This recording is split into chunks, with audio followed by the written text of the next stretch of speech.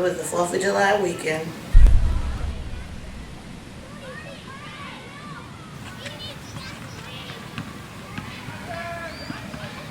We were cooking out in the yard. He was at his dad's house.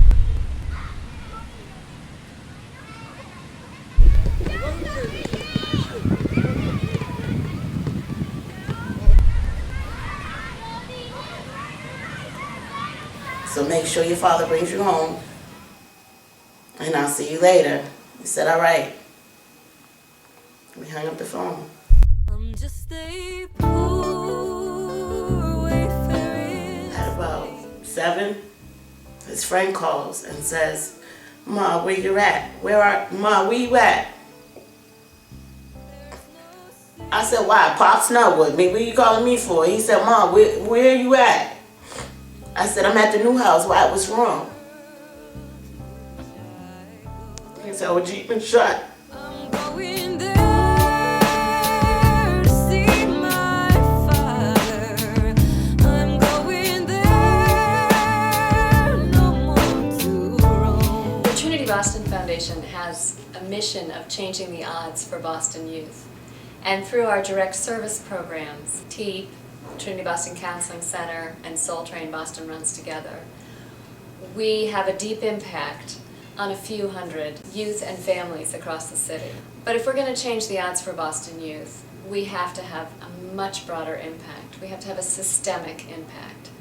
And that's why we created Bostonians for Youth. I can recall looking at the news and seeing these kinds of things taking place and saying, no way. I could never. I don't know how they're going to move on. I don't know how they're going to live. I don't know how they're going to make it. There is no way, if that happened to me, no way could I. And bam. Suddenly, there I was with those questions in mind. How am I going to do this?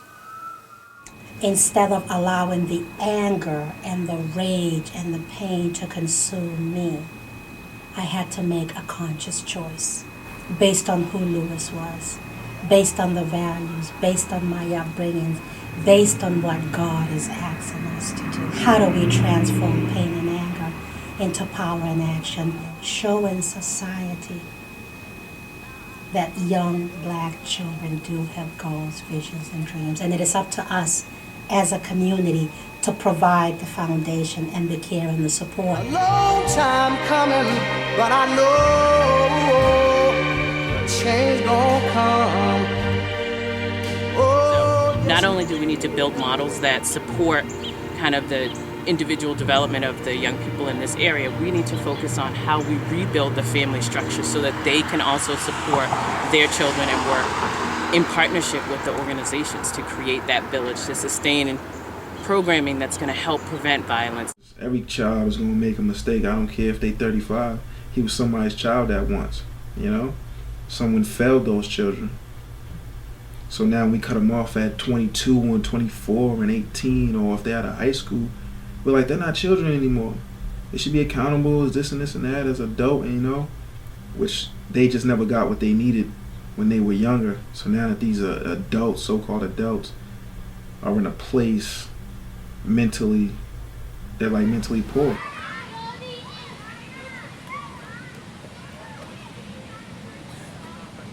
I'm like a true believer in non-violence because it's happened to me too many times and I'm ready to see it go away, especially in Boston, especially in Mattapan. And I just want to see all the youth get together and be awesome like we can be and be a community and happy. Vision, you know what I mean? That's what kids need. They don't have that. It's a lack of vision. I want to show that to the young people, you know, whether they're on the line of becoming high risk or they're not. But I'm afraid to die, 'cause I don't know what's up there. When you first walk into any store in Boston, there's metal detectors. So that's automatically one sign to show violence, danger in our community. I know dark clouds will gather on me. I know my way is rough. On my way out, I can still see his face to tell him to have a good day. And when I open that door, I can still see his face again. And this is why I just, right here, the first thing I see and the last thing I see. Each victim belongs to somebody. And if we do not provide the comprehensive wraparound, seamless support to all families when a homicide happens, then that cycle of violence will continue.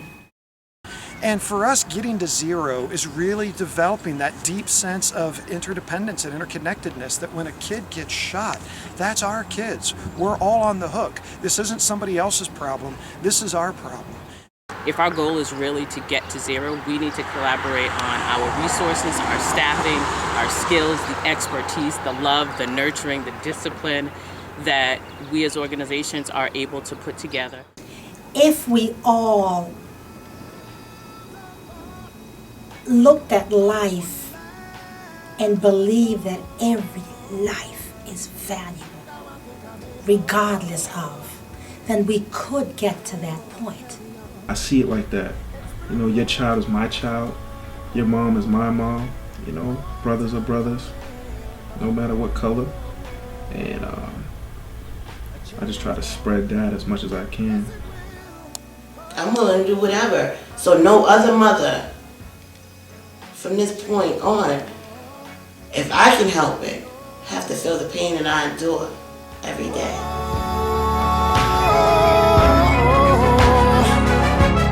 A change is gonna come. Hey, hey, hey. Well, good thing he was laying there. One shot. Right here. A change is gonna come. I see it now. I know my baby's fine. I know he's fine. And I'm okay. At this point, I'm okay. I miss him dearly. And as soon as I got out the car at the other house, they let off fireworks. It's gonna come. And for me, my baby, I finally gained his independence.